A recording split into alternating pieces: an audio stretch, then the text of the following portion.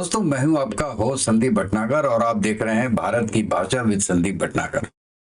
आज हम बात करेंगे जो पाकिस्तान पे डिजिटल अटैक किया है हमारे प्राइम मिनिस्टर नरेंद्र मोदी ने, उसके बारे में थोड़ी बात करते हैं कि ये क्यों हुआ, इसकी क्या जरूरत पड़ गई और क्या ये करना जरूरी था।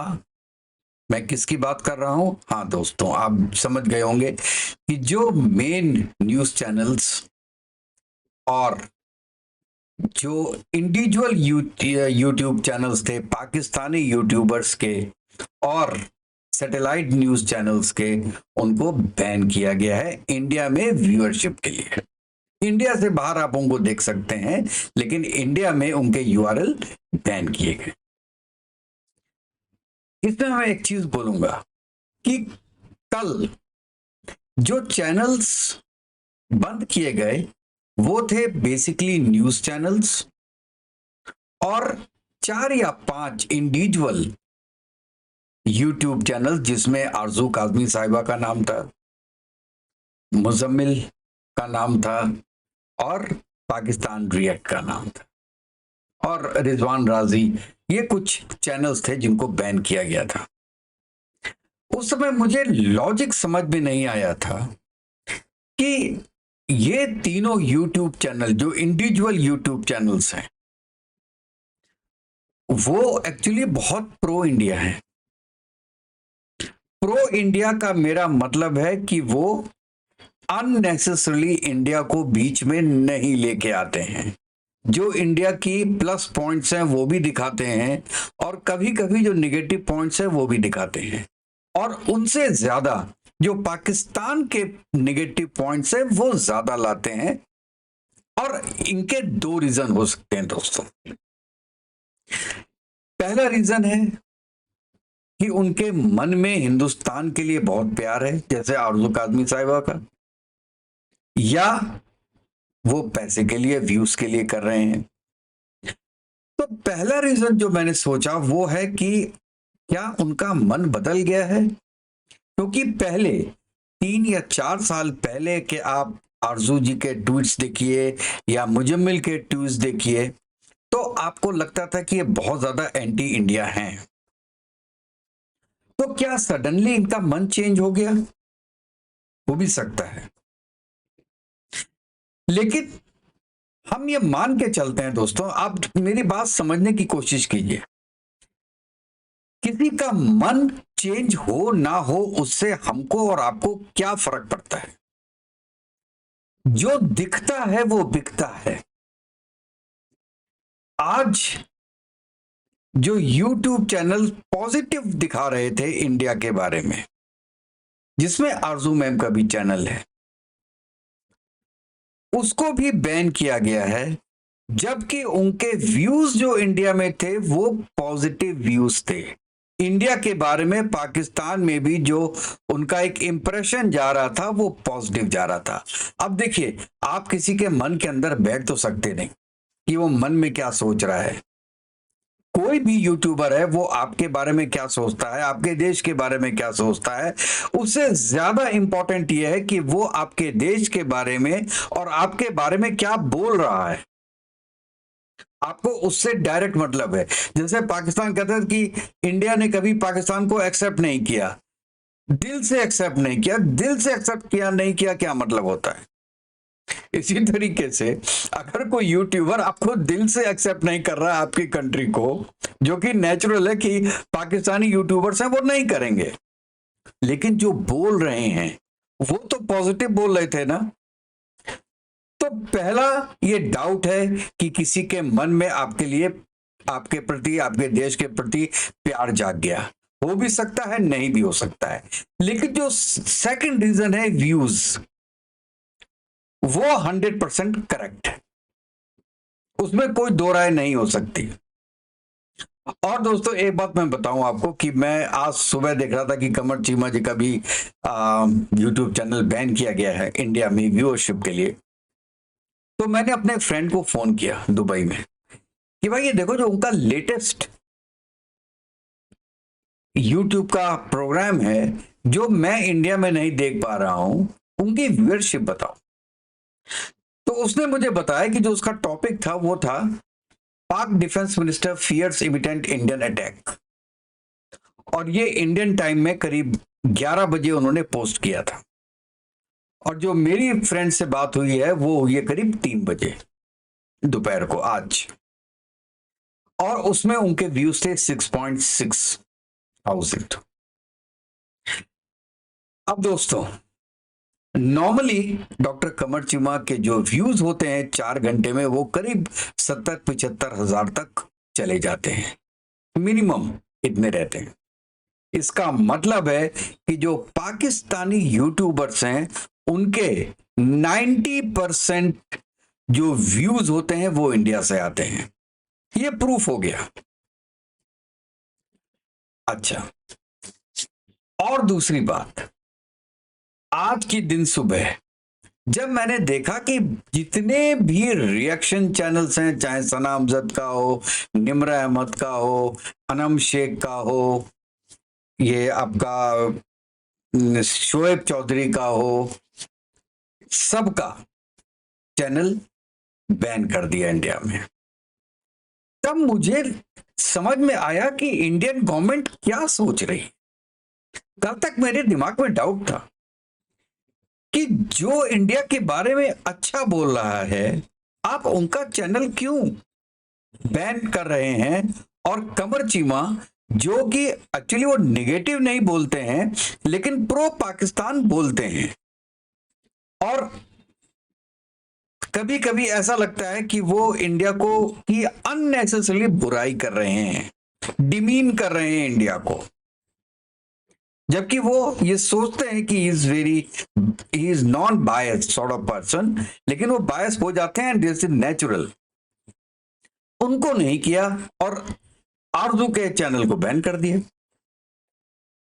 लेकिन जब आज सुबह सबका बैन हुआ, इवन क्रिकेटर्स, रिजवान हैदर का, वापसी हबीब का, शोएब अख्तर का तो कल हो गया था, बासित अली जी का कल हो गया था, आपका मोहसिन अली आज हुआ, तनवीर सेज आज हुआ, बीबीएन स्पोर्ट्स आज हुआ, कॉट बिहाइंड आज हुआ।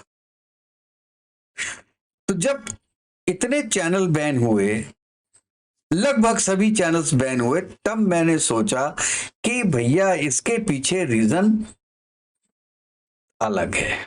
दैट इज टोटली, पहला फाइनेंशियल रीजन और दूसरा सिक्योरिटी रीजन।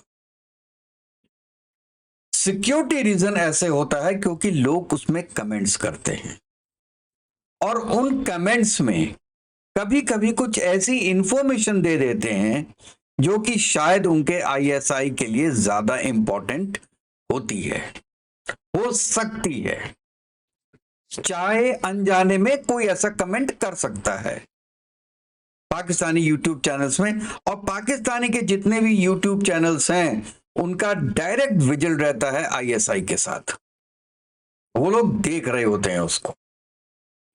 तो ये सिक्योरिटी पॉइंट ऑफ व्यू तो एक रीजन है, लेकिन दूसरा सबसे बड़ा रीजन है फाइनेंशियल। आप जानते हैं एक साल में पाकिस्तान 25 से लेके 30 मिलियन डॉलर्स तक कमाता है केवल यूट्यूब से।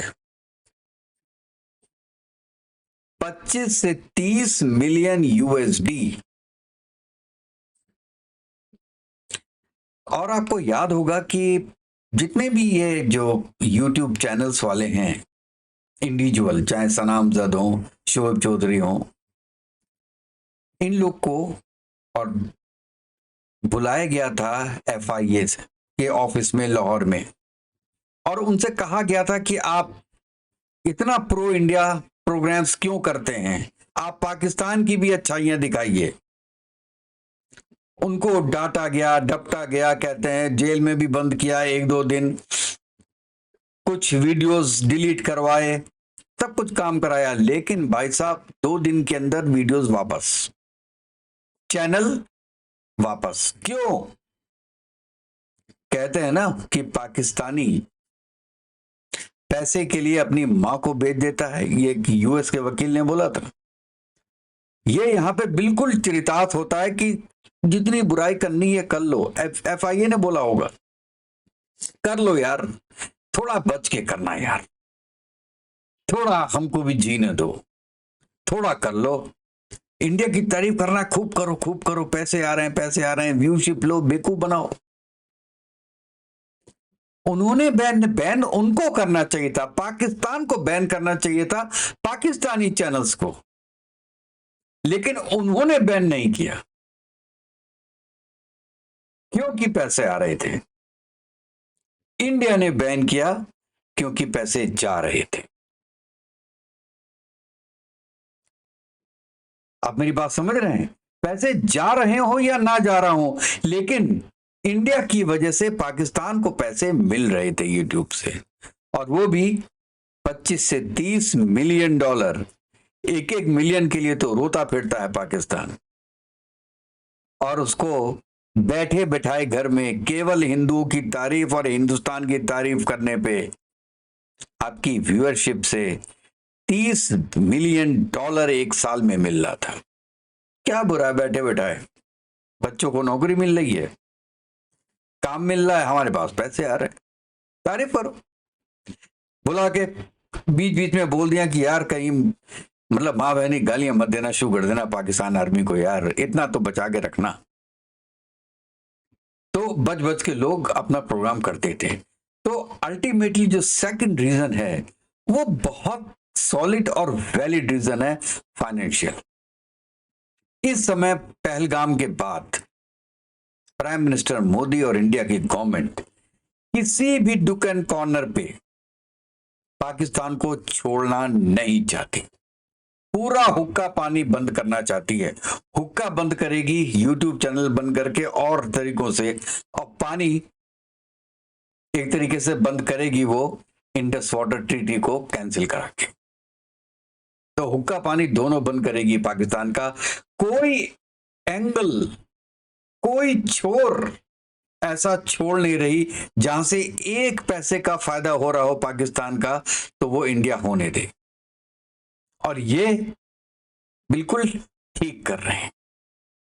मैं कल इंडिया के डिसीजंस में इतना साथ में नहीं था क्योंकि मुझे लगता था कि जो बहुत प्रो इंडियन है उनको आप बैन कर रहे हो, और जो इंडिया के अगेंस्ट में है उनको आप बैन नहीं कर रहे हो।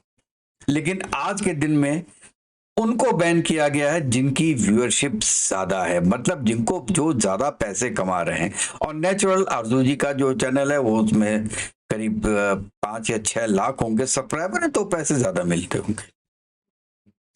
और जो मुझे out of may be I am wrong in that, लेकिन मैं ये कहना चाह रहा हूं कि मैं गलत होऊंगा इसमें, मैं बता रहा हूं, लेकिन आउट ऑफ जोक मैं ये बात बोल रहा हूं कि जो 3 चैनल कल बैन किए गए थे वो हो सकता है इंडिया ने इसलिए बैन किए कि अगर हम इन तीनों चैनल को बैन नहीं करेंगे और बाकी चैनल्स को बैन करेंगे तो इन 3 चैनल को बैन करेगी पाकिस्तान की एफआईए कि अरे वाह तुम तीनों को क्यों छोड़ दिया, इसका मतलब है तुम रॉ के एजेंट्स हो, तुमको क्यों छोड़ा, तुम तो इंडियन टीवी पे भी बहुत जाती हो,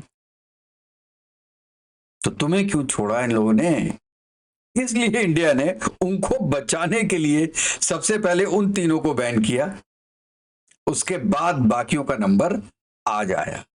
लेकिन लॉजिक पूरे का यह है कि security is upmost and second financial. चोट देनी है फाइनेंशियल हर हालत में पाकिस्तान को, जो कि इंडिया कर रहा है दोस्त। अब देखिए ये बैन कब तक रहता है, कितने दिन रहता है, और इंडियन गवर्नमेंट इसके बारे में आगे क्या डिसीजन लेती है। आगे अगर कोई डिसीजंस चेंज होते हैं तो मैं जरूर आपके पास दोबारा आऊंगा। तो नेक्स्ट वीडियो तक के लिए जय हिंद, जय भारत, वंदे मातरम।